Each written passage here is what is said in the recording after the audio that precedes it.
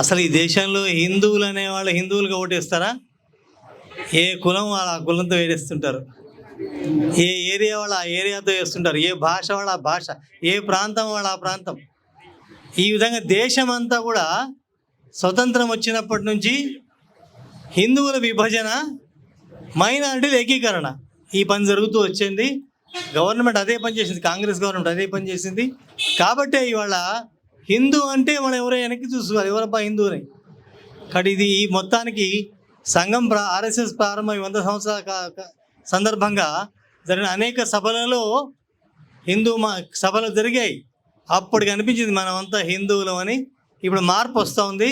ఈ మార్పు పర్మనెంట్. ఇంకా రాబోయే రోజుల్లో గో హత్యకు నిషేధంగా చట్టం కాదు, ఎవరిని మనం చేయని ఆ విధమైన పరిస్థితి మొత్తం అంతా సమాజం అంతా వస్తుంది.